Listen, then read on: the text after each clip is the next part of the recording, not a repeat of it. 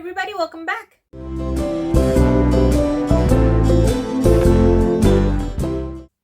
Okay, so today I'm gonna do the 20 questions book tag, and I found this book tag on a blog called CC with Books. If you guys want to go check them out, she has pretty much compiled all the book tags out there. And yeah, whenever you want to do a video or something fun to do with your friends, maybe you guys can go ahead and select one of these. So I'm gonna do the 20 questions book tag, and the first question is, how many books is too many books in a series? I honestly think that 6 should be like the max. I would prefer 3, 4, maybe 5. 6 would be the max. However, right now I'm reading a series called Manners and Monsters. I'm on books 6 and I don't know when it's gonna end, and I'm having fun. So if the books are short, like cozy mysteries, something fun like that, I think that's great. If you are doing a 500 to 700 page book and it's a series, like we don't need more than 3 in that case, tops 5. So I think it really does depend. So yeah, I would put it max for a long book, for a long series, max 3. For a really short, like cozy mysteries, kind of like Goosebumps or stuff like that, yeah, you can go on. It's like never ending because they're like adventures, kind of like an episodic show. So it really does depend.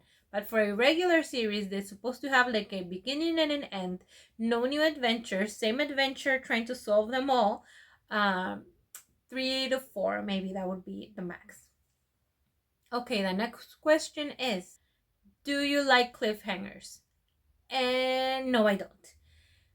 I need like my 3 if it's gonna be a series and it's gonna be 3 books, the whole 3 books is one big series, right? Like Lord of the Rings. But I need my first part to be done, and then you know that you're gonna start at a different point, or kind of like graduating something new, right? In the next installment.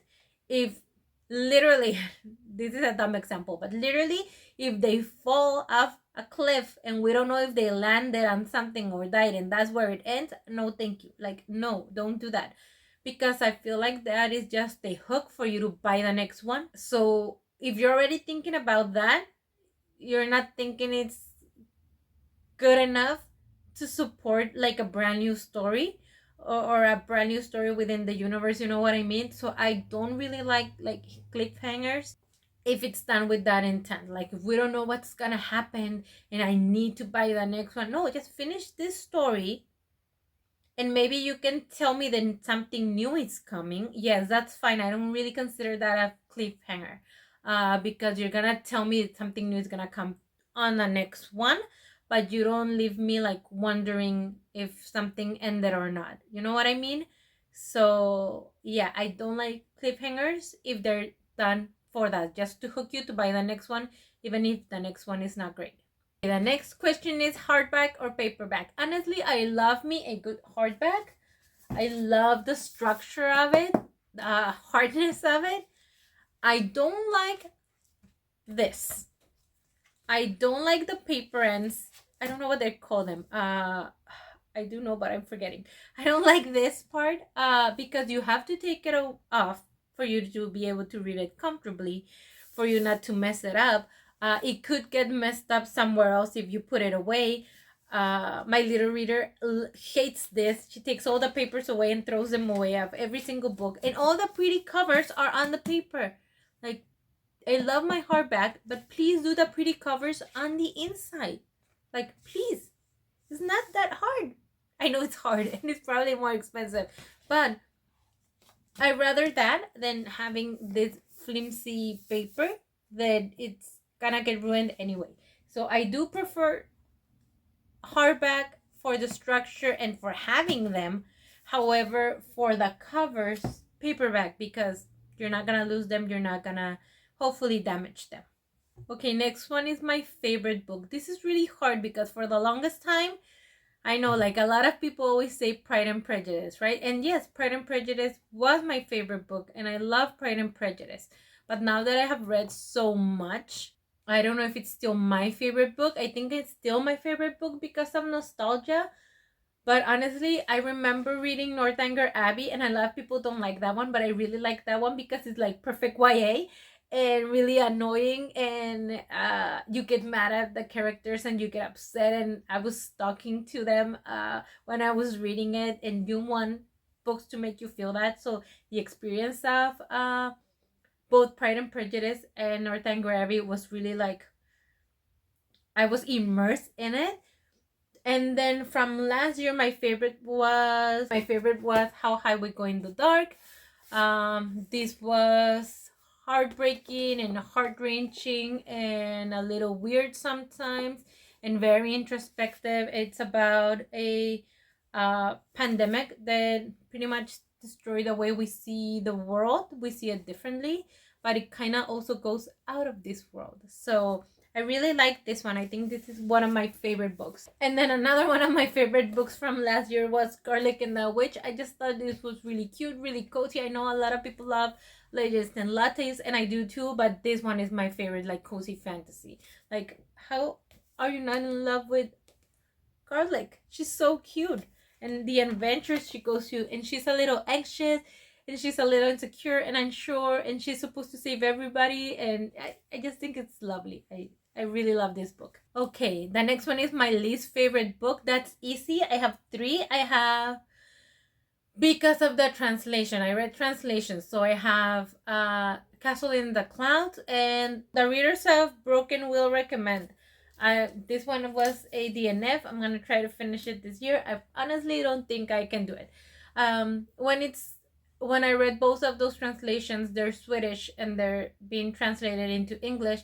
The whole tone, like, it's not there. And I know it's not there because I know what they're supposed to be. Both of them are supposed to be like romance books. The tone is horrible. This one feels like murder mystery. So tell me how a romance feels like a murder mystery when you're reading it. I don't know. I don't know who did that. But I just didn't like it because of that, because you knew it was supposed to be something and it felt completely opposite. And then one that I read that I really didn't like was The Seven Husbands of Evelyn Hugo. I just found it really annoying and insulting and stressful and just mad at everyone. I know that there are dislikable main characters. That's fine. I have read those. And I like those. It's not that she's dislikable. Is She is a dislikable main character, but everyone is dislikable in that book. Like, no one. Maybe one character is redeemable, but maybe even him staying there in that situation is like, what are you doing, man? So yeah, I just like hated the whole story. The way it ended, it felt like, what? Like, it made zero sense. I don't know. It just felt. It not only felt like she felt evil. She felt evil and annoying, and not in a fun evil witch way. It just felt like a bad person. And everybody around her that enabled her felt the same way. So I don't know. I just really disliked the story. I didn't like anything about it. So I have really strong feelings about that. So yeah, I didn't like that one. The next one is love triangles, yes or no? I don't like love triangles when they're happening at the same time. You know what I mean? Because that's dumb. And also when it happens with people that are related, that's dumber. It's like dumb and dumber. So I don't like when it's a love triangle when you don't know what to do at the same time, or because if you're just dating around, you're just dating around, and that's completely fine. Like, both people can know that you're dating around and that you're not ready for commitment, and that's not a triangle. That's just regular life while you're dating. That's figuring things out. But when they make it so like dramatic, when it's to a point of love, I don't know who to love. You know who you love. Like, bye. So I don't like that part. And when it's people that are related, like in The Summer I Turned Pretty, that's just gross. I'm like, that's toxic and gross, and no thank you, and don't do that, please. So no, I don't love those love triangles. However, let's say someone like the main girl was in love with a guy, they broke up, and then she's with another guy. Yes, and I know that's technically what happened in The Summer I Turned Pretty, but they're related. So no people who are related, please. And then she's with someone else, and then they break up, and then maybe both of them like her, and she like can see the positives and the negatives, like, but in a when there's a separate line, right? Not maybe not love involved, not maybe just seeing like, hey, where could this go with each one of them? Yes, it's not a love triangle, it's more like a question. So yes, I think that's fine. But when everything is entangled, ugh, no thank you. Okay. The most recent book I finished, was What's Not Mine. That one was an arc from NetGalley, and it comes out on April 2nd, I think. And it's a coming of age story. It's a difficult one. Please check the trigger warnings if you're planning on reading that one. But yeah, that's the last one I read. And my review is over on my Instagram and also on Goodreads if you guys want to go check it out. A book I'm currently reading is the next one.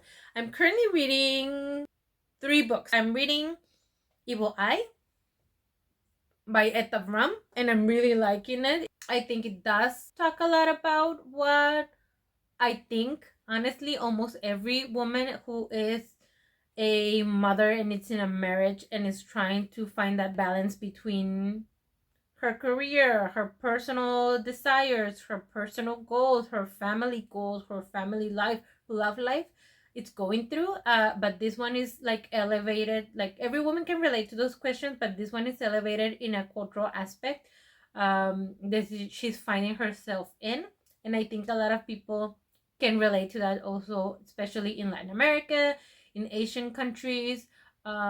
She's her family is originally from Palestine, so all of those cultures can kind of relate to more traditional sense that are or more traditional role that is expected from a woman. So that it's also explored in this book. It's really interesting and heavy, and yeah, I'm really liking it. And then the other one that I'm reading kind of is the same way. Obviously, I would actually say that it's a very similar story. However, culturally, because they're from different cultures, it takes a different spin. It goes through different things. However, the essence of it, of women and their roles and their wishes and their desires and who they really want to be, are explored in both of these books, and that is Kim Ji Young, born 1982. So I'm also reading that one. I never read more than one book at a time, but this time I ended up reading 3, and then the other one is The Last Blood Carver, and this is more of a fantasy, historical fantasy book. I believe it's YA. I don't know where it's going really. I just started it, so I'm gonna see about that one. I mean, sounds interesting. The cover is beautiful. The premise is interesting. So let's see where it goes. So those are the 3 books that I'm reading right now.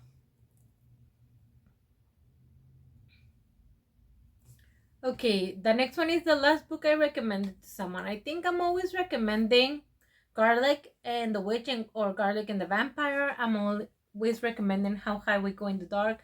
So it depends on what you're reading. If you tell me what should I read in romance, I never give them contemporary. I don't like contemporary romance, or I haven't found one that I liked. I always go for like Pride and Prejudice, Northanger Abbey. Also, depending on what you want to read. If you want to read something fun and girly, I recommend. If you want to read like more serious romance, Pride and Prejudice, Sense and Sensibility, all that. If you like unlikable main characters but fun, Emma, it's a great one. And if you want to go for sci-fi, reflections, thinking about the world, I always recommend How High We Go in the Dark. So it depends. It depends on what they're asking me for. Oldest book I read by publication date. It'll probably be Pride and Prejudice. Have I read anything older than that? I mean, maybe a Shakespeare book, but haven't we all read those? Yeah, I think my oldest books are all my Austen books. Yeah, that's gonna be my answer. Any of my Austen books are my oldest books by publication date. Newest book I read from publication date, that would be What's Not Mine doesn't even come out until April of this year. So yeah, that's the newest one. What's Not Mine.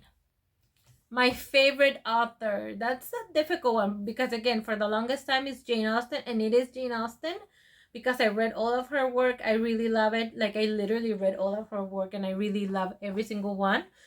So she is definitely my favorite author. Sequoia Nagamatsu from How High We Go in the Dark, I really love. Brie Paulsen from the Garlic series. I really like the Tilly Wallace series of Manners and Monsters because they're just fun. Like they're not pretending to be anything they're not. They're fun, they're short, they're murder mysteries with fantasy elements. What else do you want? So I think those ones are my favorite right now. There are a couple of other books that I gave 5 stars last year, but I haven't read more than one per author, so I think I'm gonna wait on those. Okay, next one, buying books or borrowing books. So most of the books that I read are an audiobook because I have a really hard time with my eyesight, and my house is very dark and I can't be out of my house all day every day. So I have a difficult time just focusing on a page and reading. So I do listen to a lot of audiobooks, and with that I have to pay subscriptions. So I have like Audible and I have Everand, and is that it? I think that's it. I'm borrowing books from NetGalley audiobooks. There are ARCs. So I use those 3 main sources for my books. So I'm not buying those books, but I do pay 2 subscriptions, and then one is just borrowing. So I think mostly I borrow when I go and physically buy a book, is either from a thrift shop because I'm willing to pay a couple of bucks for a book I haven't read and don't know if I'm gonna like. However, if I love it, I'll buy it brand new. So any of my 5 stars or 4 stars, they're on my list, and every time I go book shopping where I can actually spend my money on new books, I go ahead and pick those that I really love, and I really want to give them my money because I know that I love them. So that's how I do my book purchase. Okay, a book that you dislike that everybody seems to love. Honestly, I think it's The Seven Husbands of Evelyn Hugo. I think Taylor Jenkins Reid is gonna be an author that I don't like and that everybody likes because I saw Daisy Jones and the Six, and I really dislike the show until the ending. Like, I get what she does. I get that she gives you horrible people and then finds something redeemable at the end. And because you've been on this journey, you feel it. You can cry. Like, I knew those people. Like, I knew those people from Daisy Jones and the Six. I've met people like that, and I felt something, but because I could relate it to people that I actually know. However, in something like Evelyn Hugo, which I couldn't relate at all, actually, it kind of pissed me off. Then there's nothing there for me. Like, there was no redeemable quality at the end. Like, don't tell me that the ending of Evelyn Hugo was her trying to do something nice. I think she's a horrible person. So yeah, I feel very passionate about not liking Evelyn Hugo, thinking she's horrible, and yeah, I think a lot of people like her. I don't. Bookmarks or dog ears. I actually use my papers. I don't know if people do this. I do this all the time. Never hear people talking about it. I use my end paper. I know it's not called dust jacket. Dust jacket. That's what it's called. To mark where I'm at. Obviously, in a book this big, I wouldn't be able to mark it like for big chunks of paper because it'll get like ruined. But I usually do that, or I use a bookmark. Whatever it is, can be a piece of paper that I have laying around, or an actual bookmark. Dog ears only in case of emergencies. I do not trust myself on just closing it and remembering. I will not remember where I left off. And usually if I'm left off like in the middle of a page, whenever I start, I have to start at the beginning because I don't remember what I last read.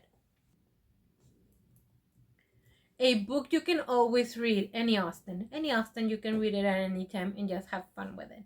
And also because I forget books very easily, I forget things very easily, I can go back. I know the premise, I know like the major things, But in books, there's always little things that they come up. Even in movies or TV shows, every time I watch Gilmore Girls, I find something new, like every time. And I watch it every year. So, yeah, I always forget things or don't notice things. And later on, I can see that. So, that's always fun.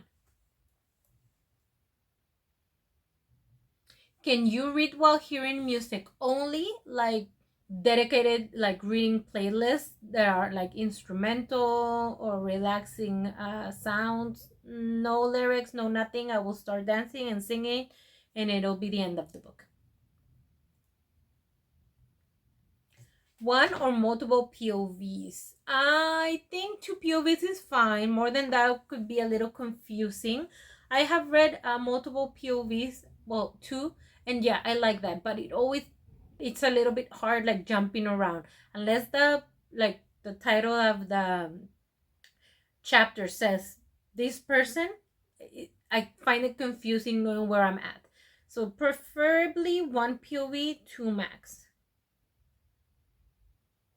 Do you read a book on one sitting or multiple days? Multiple days. Unless it's really short and I have nothing to do, like it's a weekend and I'm just doing chores and I have like my audiobook, then yeah, maybe one day. Other than that, 2 to 3 days, maybe even longer depending on the book. A book I read because of the cover. Book I read because of the cover. I don't think I read any books because of the cover. I mean, this one got great reviews and I love the cover. So yeah, I read this one. And talking about bookmarks, here's my bookmark. A drawing. So yeah. How High We Go in the Dark and The City We Became Beautiful covers. And yeah, I think that's it. I'm all done with my 20 questions book tag. Let me know if you have answers for any of these questions. Go ahead and write them down on the comments. Have you done any book tag? Have you done this one? Do you have another one that you would like me to do? Please, again, put it over there on the comments. Make sure that you hit that subscribe button so you can get notified whenever I upload a video. And go ahead and like it if you want. It really helps me out a lot. And all of my social media are in the description if you guys want to go check that out. I have a lot of book reviews and other things that I upload over there. And that's it. Thank you so much for being here with me today. Remember to always keep reading and keep blooming.